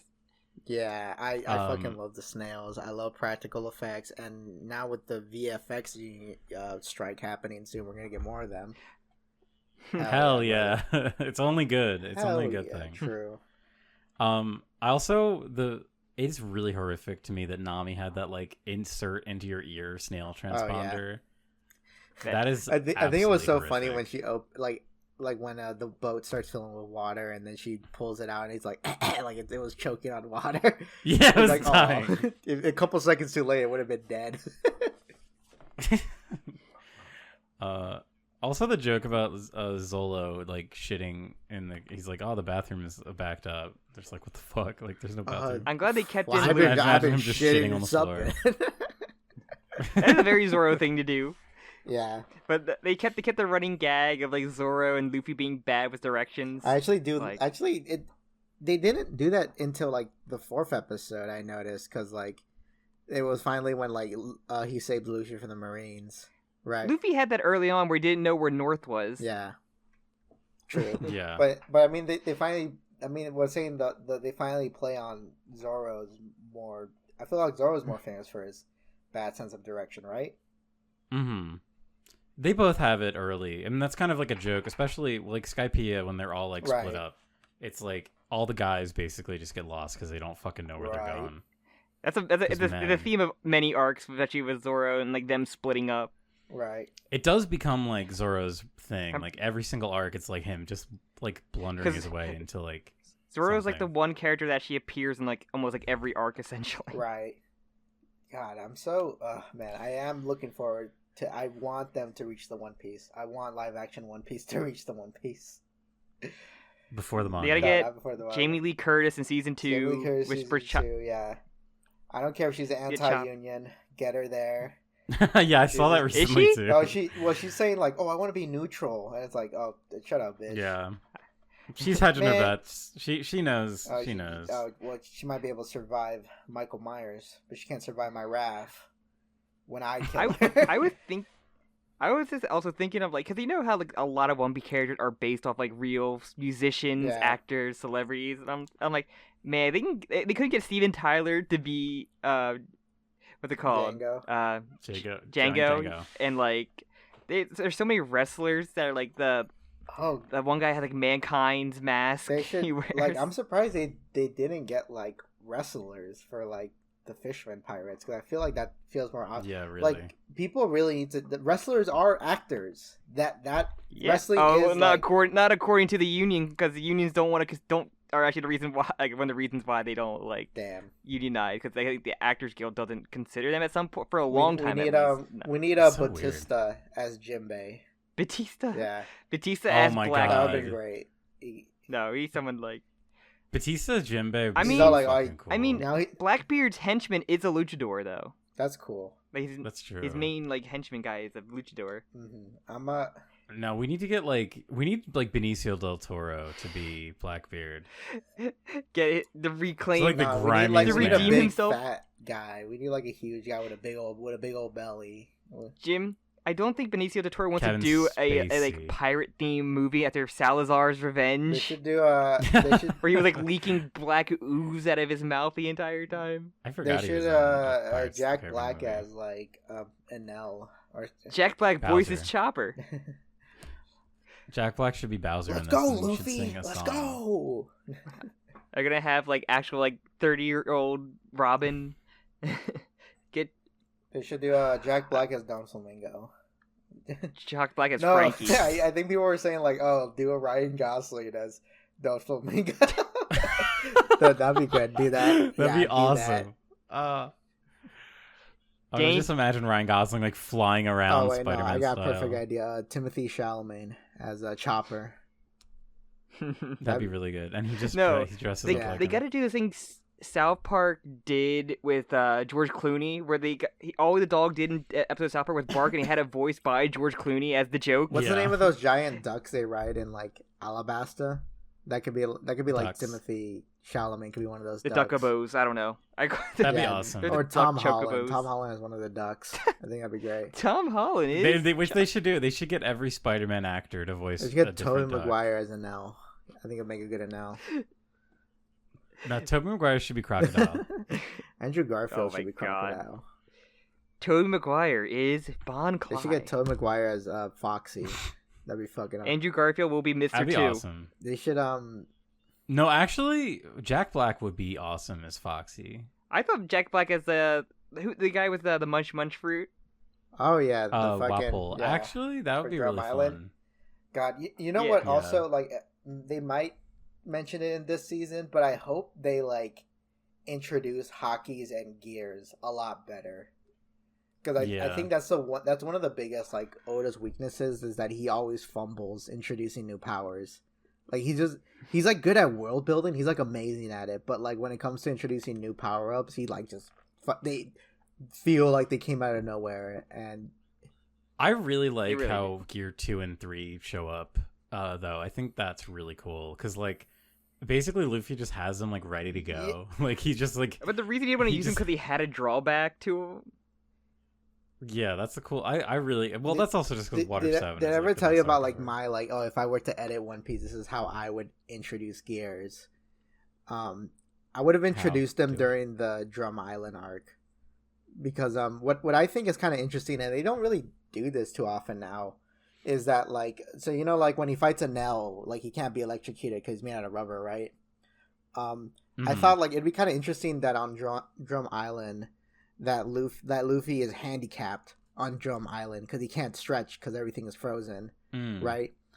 And that's kind of his handicap when fighting. What's his name? Warpool, whatever. Yeah, Warpool. That's like his handicap. That's why Warpool has like kind of like an advantage, right? Because in any other case, Luffy could just kick his ass, but Luffy's like handicapped, right? So early One Piece had a lot of like, okay, we need a handicap like Zoro or Luffy in this. I like that. Luffy's underwater for 90% of the arc. That always makes the fight more interesting. But I feel like so Luffy, Zoro's insides are literally barely held in there. So let's say Luffy gets handicapped because like how cold Drum Island is, and then maybe like the Witch Doctor character says like, well, you could like heat yourself up because your veins are like made out of rubber. You could just kind of like pump your blood faster. And that could like make you warmer so you could stretch, and that's how Luffy gets like the initial spark of the idea for gears, right? And let's say like, and then when he's in Alabasta, he doesn't need to do that because it's like hot as fuck, right? Yeah, yeah. So it's like they should also make a bunch of jokes about like ball sack, how like when it's really hot, your ball sack like stretches out, but when it's cold, it gets like all scrunched up. Yeah, true. They can throw one of those in there. I wouldn't put it past them to do that, and then yeah, and then like, you just bring up that like a gear. He's like, "Oh, I got the idea for when we were in Drum Island, and it's been in the back of my mind this whole time." Yeah, it's actually really clever, especially because like that is the whole idea behind Gear 2 is that he's like hyper compressing his body, and like when you compress things, like there's heat. So. Exactly. Also, I just love like the visual of Gear 2, how he punches so fast you only see like the after like hit. Yeah, it's fucking bass. But like the introduction was just sloppy. That's all I'm saying. That's all I'm saying. I'm like, I love it. I love it. Nami has her staff. It's weird. She's using the staff without like the weather egg, really. Yeah. Like she did have a staff. She had a staff, but she barely had any fights, and when she suddenly is fighting in Alabasta, it feels so weird to me because it's like, oh, okay, I guess she's gonna try to actually handle an assassin. What does it say about the assassin if she get her ass beat by Nami, right? That's a problem in the manga where like the female cast don't get fights. Like Robin barely gets anything. Nami doesn't really get anything. You ever seen? There's like a series of fan art where someone is like, if like drawing like, what if Robin like did her like her multiple arms things, but she was doing like fucking Kenshiro things with that, and it's like, yeah, this is how you can make her as a viable fighter. And I'm like, yeah, if Oda had the balls, he would do some shit like that. He's a coward when it comes to He's a coward. He hates women, unlike me. He wants one kind of women. One kind of woman. He's gonna leave his wife for the Nami actress in this series. I love the idea of him being like the Leonardo DiCaprio, but only for Nami types. That'd be so funny. I know he has like a Nami daughter. He just shows up at like anime conventions to look for Nami cosplayers. He met his wife, the Nami cosplayer. That's interesting. It's very much like the same amount of energy of like, oh, Paul what's his name? Paul Dano Paul Dano. Paul Dano's fucking his favorite, like his wife who is Zatanna, and he's married to a real magician, like a real magician woman. Yeah, really? Yeah. That's very funny. And she loves the Riddler, so. Oh, I love the Riddler. Oh, I love those little riddles that you say. Just wear the Jim Carrey suit instead, though. There's one. She makes him one character that I'm hoping they bring on. I want to see Perona. We need Perona. Oh, I love Perona. She's love so Perona, good. Folks. She's amazing. Perona flowers ruin an entire generation of women. You heard it here, folks. I do see her. Yeah, she's one of my favorites. I was like, I really am just excited to see Robin. I'm excited to see Robin too. I'm so excited. I'm a Robin simp for all the women characters. I'm actually excited to see what other characters they plan to gender bend, or what other characters they plan to just make black now. I was actually talking to Jim. I was like, I wonder if they're gonna make like Vivi like Middle Eastern. I'd be fine with. Actually, I think that'd be perfect. Yeah, I think. Yeah, because Alabasta's whole aesthetic is just have her dye her hair blue. And, like, yeah, because. Oh my god! It's so weird. The I'm dress. so always thrown off by the colors because I've only read the manga. So whenever you say things like that, I'm like, oh my god! I do kind of like that they just casually throw in a guy with like blue or green hair in the background. So it's like, okay, sometimes people are just born with this color. Okay, because sometimes people are just born wrong. The one henchwoman was it Shen? Sham. Sham, yeah. Yeah, it's like had like the green hair that looks like Tornado from One Punch Man. Her hair. Well, the character she's based on is the guy, but he has that hair, right? Yeah, the curly, big curls. I also just love they just like the other henchmen just had the costume like the half the mask and like the. It was really funny when he. You know what I was kind of hoping is that we didn't see that at first until the Zoro fight. He just comes out of the corner wearing that. That would been perfect. Like, yo, what the. I think the Dark Knight Rises where like Bane like does the arms out. But I love that fight because like they work together in it. Like there's a lot of like it's really fun. It is. Also, I was very happy like Luffy is like will just punch a woman. They showed that with Alvida. Yeah, based. Especially believes in gender equality. Especially if he's a fat ugly bitch. I'm gonna punch a fucking woman.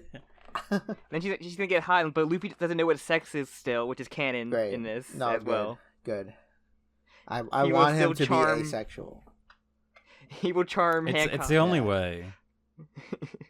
How he charms one of the most dangerous people on the sea. Mm-hmm. That is really funny. I like that a lot. I know it's like kind of tropey, but it's really funny. And I'm like, they're never gonna get this far, but I'm just like, what we do Big Mom or like Kaido. Yeah, like, let's go. How? Let's do Big Mom, dude. I wonder if there's any arcs that'd be interesting in skipping. Like, I don't know what could be. There probably is already arcs I can't remember. I was surprised they they have a wanted poster for Cabbage or Cavendish. I was like, this is like really early to show a wanted poster. Well, I think that's fine because Cavendish was like his whole backstory was that he was already pirating like years before the worst generation popped. Yeah, but it's just. He is so far away that I am like, there's. Oh, is he? He's in the beginning of Dressrosa, right? He's like the. Okay, I have seen. He had the wanted poster. Wow, I'm like, this is way too early to show a wanted poster. Yeah, I saw him. I was like, oh, that's interesting. Django also has a poster too, and he looks like Thundercat. Yeah, they should have got Steven Tyler for. She got Thundercat. Thundercat. Yeah. But yeah, it's very. I mean, who else had a wanted poster? There were a couple more. We saw Foxy. Yeah. Foxy looks great. I really hope he does actually show up. Like I said, I think it'd be fine if just like the season after Skypiea, it just opens with them already in the middle of the Davy back fight. I think that would be fine. You know. Oh, so yeah, Bellamy is also over there. Yep. Yeah, they did the Shanks parallel with like in it before they even did Bellamy's, because that's where this really comes like obvious in the play. I feel like at the end of the season, if I had to guess, my prediction is that they're gonna have that all the Straw Hats get their wanted posters at the end of this season. It's gonna end with like the barrel and their legs on the barrel about their dreams, and that's gonna be the end. Yeah, because they gotta save the Sanji gag wanted poster of his poorly drawn face. Now I wouldn't be surprised if they pulled the gag now. Just do that, and like Nami like posing every time for her picture. I love that so much. That's like the funniest joke where Nami's like, "Oh shit, I didn't realize a person was taking my picture for her wanted poster." It reminds me of like, I don't know. It also reminds me of like, there's a gag in How I Met Your Mother where like Barney can't take a bad picture, and like every time you get a picture of Nami, it just comes out like perfectly like she's posing. Yeah. She's just overly Hell photogenic. Yeah. All right. Is anything else you guys want to say? Trying to think. I think that's really everything that I had. As just to kind of like sum up, I'm like pleasantly surprised. I do want to watch more. I was worried that after we finished this, I was like not gonna want to watch anymore. Yeah. But I really just want to see where they go with it. I want to see how they do Sanji. Like, how much is he gonna smoke? How is his kick only fighting going to look? I think it's gonna look great. I feel. Are they gonna light his leg on fire? I hope like I'll say this. I really hope they improve a lot of like the Sanji introduction, because that arc like dragged. I agree. It does, except the Mihawk part is always the coolest part. That's the only thing you need to land is the Mihawk. Yeah, the Mihawk part is. Well, Don Krieg, I wonder if my fan theory is that Arlong is going to show up instead of Don Krieg, and there's not going to be, because Don Krieg is like, I guess no one gives a shit about him, so they can just like, and it makes more sense to make Arlong like a season 1 antagonist now that we've Buggy's kind of like set his sights on it. Don Krieg is used though to show Sanji giving the food to to people that need it, and the effects of going to the Grand Line, and Mihawk being the pettiest bitch ever is great. I think what was I gonna say? I don't think they'll skip him. I'm pretty sure he's there, and he's going there's probably a better way you could do Don Krieg. I feel. I kind of do like, because like go on. Because they have the whole story. They have also this whole story of like the henchman for Don Krieg that like Sanji befriends. That guy is so irrelevant. I don't care if he's crucial to his introduction. I'm kind of glad we haven't got an update on what's up with him. Yeah, they got it. I was like, all they care about is the Mihawk introduction and probably the flashback of kid Sanji. Yeah, that would be good too. I think I really like that Arlong like. Other pirates know who Arlong is, because like it does kind of imply that he is the big fish in the small pond, right? It's like it's like a weird like the warlords of like this part of the region where like that's what I like about, and that's big fishes in little ponds, but they're not good enough to go to the Grand Line. Right, exactly. Like I kind of like that about like Arlong, and like that's kind of that is kind of like. Little subtly what you got to bring in the Fishman, right? And you got to bring in Fishman karate. Exactly. So you got to bring in. Oh hell yeah!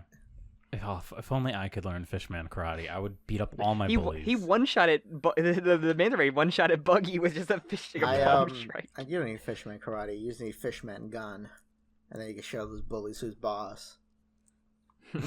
Fishman AK-47. You'll never know what game. God. Hit him with the Gatling, gum Gatling, but skip the gum. The gum Gatling, and then you pull like a machine gun AK, out. And then you skip the gum part. Just go to the AK. Oh my god, I'm excited to see some of the gum finishers as well. I want to see the one where he twists his body around. Like for when he beats Crocodile. People are already spoiling like clips about it, and I'm like, I can't see it. I gotta wait. People can't contain themselves. Right, exactly. So yeah, this series is I'm liking it so far. I think they're doing a pretty decent job. Jim, did you both watch Cowboy Bebop? I watched most of Cowboy Bebop. How did the first 4 episodes compare, if you can remember, like the early? There was kind of a weird thing where I like didn't hate it initially, but as it went further, and the more the first episode I will like say wasn't that bad, but episode 2 had some things in it that were like egregious in my opinion. And then like there's a part where they turn Jet's character into like a sad like dad. They make him like a sad deadbeat dad, and he goes to visit his wife or his ex-wife and kid, and they're just fucking in like Burbank suburbs, and like it just like immediately took me out of the universe, thinking that like a normal ass like 21st century suburb exists, like, and Jet's family lives there happily without him. Just I could not enjoy the series at all after that, and it just felt bad. Everything else was bad. Because like, but this is way better. I will say it's the only live action series for an anime that's like Netflix name. Everything's been like a movie or like a Japan made movie that's been like, just thrown on Netflix. I will say that, like, unequivocally, this is the best adaptation of a manga behind Old Boy. I will say. I'm not sure how the TV series Death Note, the Japan Live, ones. Die, Repeat, starring Tom Cruise. That was technically a light novel. Oh, my bad. But I thought that was fine. I thought that was enjoyable. I love that. I read the manga version of that, and I really love that. Yeah, I'm liking this so far. I'm not like a One Piece purist, and I don't think. I mean, I'll say this. Like, I don't think One Piece deserves this kind of like purist energy. You know what I'm saying? Yeah, I can understand that. I don't know. As someone who's like binging the manga, like you get like a really deep love it's for good. it. And like I'll say this. Let me say this. Even if One Piece has a shitty ending, even if everyone hates the ending, I think One Piece is still gonna go down as like the greatest shonen like ever written, like hands down. There's been so much good One Piece. It's crazy. For how long it's been running, like it's really good. There's still like a consistent quality that makes me still want to read more of it. That being said, it's only the most it can be is just the greatest shonen. It can't really be more than that, right? And like honestly, to me, it's like the end of the day, it's like a franchise meant for teenagers. So that's why I'm not like a purist about it. This is Japanese MCU. I'm trying to think of that of like the best show. And I'm like the only thing that could have came close was Dragon Ball, but once Super happened, it kind of just I think ruined in my that. opinion, I think the best shonen is like Hunter x Hunter. Yeah, Hunter x Hunter's definitely the best. Because that's not even like just a good shonen; it's just a good manga. Like if you're not into shonen, you could read Hunter x Hunter and still like it because they just do. There's so much things they do that's so unconventionally not shonen, Mm-hmm. Even the art, like people. It's funny because people shit on Togashi's art, but I think he has like a really strong sense of like character. Reading Chimera Ant, there's so much in Chimera Ant, like art wise. Like Chimera Ant are probably one of my favorite like shonen arcs ever. Chimera Ant does like so many things that like on a storytelling level that is so beyond. I'd say anything like One Piece has ever done, like the kind of story. Yeah, I would. Yeah, the kind of story Chimera Ant was portraying is like, I would never see this kind of story in One Piece, right? Not putting One Piece down, but I'm saying like what One Piece is good at is being a shonen, but that's about it, Because and going back to like what I was saying earlier, like the thing that I appreciate the most of One Piece is the way that Oda sets up a story and like. Watching the dominoes fall like perfectly, like I think that's something he's really good at. And like, not to say One Piece doesn't tackle like really deep issues. Like you can point to like a lot of like really like relevant political ideas that One Piece has, and that I would say is like articulated quite well. But yeah, like Chimera Ant is really there's so much going on there. Yeah, like it'd be really interesting to see a comparison. Yeah, me and Jim did a podcast where I was reading for the first time, and like Chimera Ant, it's like the second half of that is like peak. The peak is a peak fiction. Yeah, it's crazy. Damn, it's a shame Hunter x Hunter ended. Yeah, shame it's over. It's fine. It had the perfect ending. Gone. Killua went their separate ways. The end. Well, don't worry. Boruto's Part 2 is here to save the day. The Boruto time skip will save shonen fiction and everybody. I'm mostly like with this whole. I'm mostly referring to like I don't know if you guys saw the tweet that Alex Robbins made about the One Piece live action. He's saying like I think I saw you retweet. I didn't read it. He said something about the lines that you're not like a fan of comics if you watch this series, which is like a very very interesting take. I feel this is coming from the Mr. Boop guy. The tweet is my honest and cold opinion is that if you enjoy this adaptation as anything more than a novelty supplement to the original or as a fascinating failed corporate experiment, then you do not have a love for comics in your heart. Sorry, but I'm allowed to be mean sometimes. Sorry. And it's like, dude, calm the fuck down. I think like he almost had me in the first half, just because like that's kind of how I came into this, where I was like, it's kind of fun that they're making it, but then like actually sitting down and seeing how it's being rewritten, and like we're kind of discussed like being rewritten for the better in a lot of cases. I don't know. I think that elevates it a bit more than just like a novelty, or like you can't compare it to like the fucking like instant ramen One Piece commercials. Yeah. Like, you know what I mean? Like that's kind of that's like when you say that, like when you're comparing it like to a novelty, like I imagine something like that. I have a love for seeing trash live action adaptations, mostly the weird Japan live action movies, but this one's like, it felt more thought and care went into this than any of the other ones combined. They gave a shit. It's not like a weird thing like the Attack on Titan was like, what if we just made it post-apocalyptic? I think instead of like a weird fantasy or a completely different kind of world. I think this adaptation is very lucky that it came off the heels of like two garbage ones, so it looks way better in retrospect. And another thing that's kind of frustrating is that like for some reason the Death Note, it should be the easiest thing to adapt, even if you like made everyone white. It's like it should be a pretty like easy Slate Turner. Get David Finch to direct it, and that's it. That's like all you need to do. Yeah. They had people there like for it at the beginning because Willem Dafoe was casted, and everybody was like, "This is perfect casting." Mm-hmm. Like, can't wait to see it. And then who did direct? The guy who directed Godzilla vs. Kong. I actually like that movie. I like that movie too, but I don't think he's the kind of guy to tackle that kind of story. No. If David Fincher had done it, it would have been.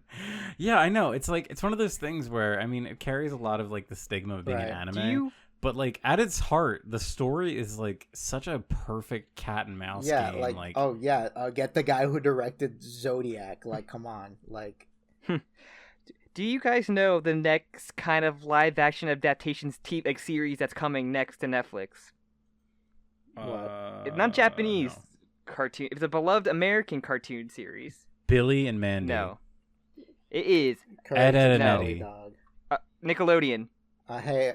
Avatar: The Last Airbender. Avatar: The Last Airbender TV show coming out. That's gonna be really fucking bad. It can't be worse than M. Night Shyamalan, but I feel it in my bones. It's gonna be awful. Well, don't forget the creators of Avatar: The Airbender left the show in production. It's funny, wasn't it the Sokka actor lied about being indigenous? Yep. Yep. Yes, he did. Awesome. It's so insane the level of like lying that he went to. It's like incredible. It's an award-winning level of lying. Isn't it that like he like got like a certificate from like a tribe that hands out certificates to anyone who asks, right? He printed it out, wrote it in crayon. Right, and I mean that kind of makes sense. There's like a tribe out there that sees easy money off of like white people being like, you want evidence you're indigenous? Here you go. Just that would be $2 million. It's really funny to have a certificate instead of doing a background check or like a 23andMe or something like that. Because that's the funny part is people did that to like verify, like non-crew members did that and were like, hey. We've contacted like I think it's the Cherokee Nation. Yeah, usually the goat. I think is what he claimed to be, and yeah, like every like organization that keeps records were like, we have no record of this person being a descendant of the Cherokee Nation. Well, this trend's gonna bring like live action. We're gonna see live action Naruto, live action My Hero Academia. Evangelion. Oh, I want Evangelion so bad. I wish Elijah Wood was younger. He would be like the perfect Shinji. Yeah, The Rock, Dwayne Johnson is All Might. I think wait, you cut out. Who is Elijah Wood? No, Shinji. Oh, he. Oh wait, actually, make him Gendo. He's old enough to be Gendo now. I think it'll work because Gendo kind of has like has just Shinji's face, but with like a beard. Yeah, he is. He is just Zendaya is Asuka. I think I want the Naruto live action so bad, but I want them. Oh my god! You know what I want? I want all black cast. Make everyone black. That'd be amazing. That would work. I feel it would make people. I think so too. Honestly, yeah, like Jaden Naruto Smith as like Sasuke and. Oh my god, that'd be the He's Hokage an anime hero. Maybe you could get if Viggo Mortensen is the third Hokage. The guy who voices Miles Morales, he's kind of a little bit older, but like if he was younger, he would have been a perfect Naruto. Haley's get the cast. No, just the cast of Spider-Verse is just Naruto, Sasuke, and Sakura. Yeah, Zendaya as I don't know. Michi. Zendaya is Hinata. Oh shit! Yes, yeah. This could work. Actually, I think it could work, and people would love it. People would eat it up, and I feel like we need adaptations like that because like people are so caught up. Who played Pennyworth? Pennyworth. Pennywise. Sorry. Pennywise. Bill Skarsgård. He will be Orochimaru. That would be pretty good. I'm pretty sure, like, but I don't want to take a role from a black actor. But I don't know, an all-black cast for Naruto would be fucking phenomenal. Perfect. Yeah, exactly. It would work. It would just work because, like, I don't even think there's no like reference to like their race specifically. They're like magical Asian or something. You know. Oh my god, I would kill. They're all just you're dressed and have the hair the same. It's just... I wish I was like popular enough that I can meme it into existence. Just like we want all black Naruto. And I feel like Kishimoto would be the guy who'd be down. He'd be like, "Yeah, I'm down. Whatever, dude. I don't care." It would. I'm sure it would do very well. He made a whole village, just like a village for black people in Naruto. Yeah. And they're like the coolest characters in Naruto, or the Raikage and Killer Bee. There's this YouTuber I watch who like recaps like anime fights, but his like commentary is really funny.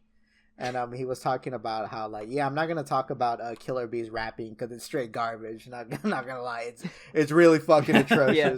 And then Killer Bee's rapping is the worst part, but his fighting style is cool as hell. But Raikage is like the coolest fucking character in that one fight that he has with Sasuke, there's like an ending. It's so there's an ending bit where like where Sasuke might kill him, like the other guy on Sasuke's team is like, if we kill Killer Bee, they're gonna play his music everywhere. So let's not do that. It's like Jin, to summarize that fight is like, I'm gonna go fight the Raikage, and like, never mind, I just got my ass beat. I'm not gonna post that shit. I forget the name of this YouTuber who does the like fight commentary, but he's really funny when he does it. God. King of Lightning. He's not King of Lightning, although King of Lightning is also King of Lightning should be the Naruto all black adaptation. He'll make him Hokage. I get the feeling that like My Hero would be the next thing. I feel like that could get the Russo brothers. Even though the current art, like the thing that's been on My Hero, I hear nothing but people just hate My Hero right now. Yeah, I hear My Hero is kind of like it's just okay. It's like, oh, this is just an okay shonen. I don't give a shit about My Hero. I want they should do, did you guys see Punch Punch Forever, how they had like the Emperor of Japan? That's what they should do that for King of Lightning. King of Lightning should be like the Master Hokage or whatever. Every time I watch that video, I just watch the clip of like the ad of her drinking the soda and the straw just like, oh my god, the Pepsi. this is so awesome. That's like ancient it's the equivalent reference. Of like in Smiling Friends where he meets his grandmother in hell and she just sucks the lollipop. It's like that. It's awesome. It's awesome. That's like an ancient Christian reference. I think we're done talking about these episodes. We're not even talking about One Piece. Yeah, thank you. Yeah, we should end this. So yeah, liking it so far. It's good as long as they. I hope they reach the One Piece. I want there to be 20 seasons. I want to see a giant CGI Kaido. I want to see a CGI Luffy fighting. I want it. I want to see Gear 3 Luffy. Actually, you know what? Since it's live action, they're gonna probably change how it looks. And not gonna lie, like after Gear 4 is so ugly. God, that's another thing too. Those like future gear designs do not look that good. Gear 5 is like just okay. You'll get there, Jim. You'll see them. You will. I've already seen. It was like impossible not to see like Gear 4 and Gear 5. 5 is so like, I guess like for what they're doing, it doesn't really like work. But whatever. I don't give a fuck at this point. It is a weird. I have no context for it aside from what I've seen. I think Gear 2 is just so fucking cool. Like I just love his like little stance he goes in when he's like. They're just bigger forms for him to punch more. I bet by the end of the season they're gonna mention hockey. They're gonna say hockey or something. Yeah, I hope they do. What we were saying earlier, like it just makes sense to exactly because earlier, like all that shit just comes out of nowhere later, right? I'm looking forward to Robin and seeing what Law looks like. That's all I want to see. Yeah, sure. I hope Law's my boy. All right. Okay, and that's been Cheesy Manfredo here with the One Piece take. Cheesy Manfredo, the angriest One Piece fan alive. He's gonna take you back to the Grand Line to make you cry and whine. I was disappointed I didn't hear the One Piece 4 Kid rap in it. Instead of I heard this. But they did play. They played like an orchestral version of the first Japanese OP, which I thought was pretty cool. Pretty good. Which is because that was like they play I think when they're sailing on the ferry. That is when they play. And I was like, hell yeah! Like that's a great fucking song. It's I can't wait till we get enough like footage of like with Chopper in season 2 that they could just recreate that 4 Kids opening with just live action footage. Chopper's doctoring. I was telling awesome. Jim the one thing I need to see is like when Zoro like, good to see you, buddy, and then Luffy jumps at him. He goes, Luffy! I need like that. That's like one of the best parts. That's all I asked in that arc. I don't know. We're gonna see season 2. We see Boogerman. Okay, guys, I gotta wrap this up. No, you're here for no. It's in your contract. You signed it before you hit record. All right, we're gonna watch the next 4 episodes in chat together, and then we're gonna watch One Piece fan films on YouTube. You guys gonna watch together. I'll watch them with my partner. Yeah, we'll give you homework, and then we quiz you to make sure you actually watch them. Yeah, exactly. Your partner has the gun. What is Luffy's social security number? Oh, fuck. Your partner has the guns. If you mess up once... Does Luffy have foreskin? Not when I'm through with him. They call me... This is my snip fruit. I need to look I circumcise any man or woman that I see. We're part of the Hasidic pirates. They go after the Gentile pirates, If Oda was anti-Semitic, he would have introduced like Jewish pirates, like they were in the full getup. All right, I think on that note we should end it. All right, Cheesy, would you like to plug anything? Cheesy Manfredo. Cheesy Manfredo on everything. I'm on Blue Sky now. Oh yeah. And you're the only person. Read my comics. I upload a lot. I dropped a new comic today. It's 6-pager. It's a little joke about Buggy the Clown and his penis. And a 6-pager? 6-panel. It's a 6-panel. I was gonna say, damn. Buggy's Clown, 666 centimeter. Did you see it? I posted it. I did see it. It was very funny. No, I posted it real quick, but someone on TikTok already did like a voiceover of it. TikTok. Yeah. Oh really? Oh shit! You have to send that to me. I stopped. I downloaded or I deleted TikTok. No, Jim. Who am I supposed to send my funny TikToks to? Who am I supposed to send my funny black TikToks to? Jim? I can't send it to my black friends. That'd be weird. I like this comic. Everyone likes this comic. I like dumb drooling Luffy. Yeah, I was like, what should Luffy be doing? I'm like, just make him drool. All right. Comically accurate. He would do. Yeah, this is all right. Guys. All right. It's been good. All right, what are we plugging, Jim? Yeah, let's plug the hole that Luffy punches through Buggy. I like that part. Thank you all very much for listening to this. If you like the video, give us a little like, give it a little subscribe if you haven't already. Leave a comment on your thoughts on the first half of these episodes going on. You can follow the follow the podcast on X, Twitter, Key, whatever you want to call it. Not on Blue Sky. We're never going on Blue Sky. Folks. I'm never going on Threads. This is a psyop. These don't exist. Once Twitter dies, I'm free. Like I'm not making another. Don't make me go back to Tumblr. I don't want to go back to Tumblr. That's it. You're going back to Tumblr. No, Luffy. Oh my god. Right. Thank you. Man Fred on YouTube. Main Character Syndrome podcast. Jim was on. You like Jim? I was on. Mm-hmm. Yeah. All right. All right. Thank you so much. Oh, finish, Sam. Finish. I'm hot. It's hot in here. It's hot in here, Sam. Right. You can also join the Discord as well, and with that, that is everything. You can see you next time. I guess we do the second half of this, right? I guess so. Yeah, we are. I guess. I definitely want to watch the rest. rest. Follow up once we catch up. Where we talk about Sanji in that episode. It'll all be about Dreamin'. Sanji. Give it up, Sanji. Dreaming, don't live it up, Lami. Lami. Yo, this is a story all about how I took a big fat shit in my house and I love to eat a lot of bread. And we're gonna, yeah, hopefully, we're gonna talk about the hairstyle of Nami's family. I can't wait. Oh, I'm really excited to see what her mommy's hair looks like. And I can't wait to see her locked up in prison for life. Hell yeah. All right. On that note, see you next time. Have a nice night. Good. See you on the 7 Seas, sailors. See ya.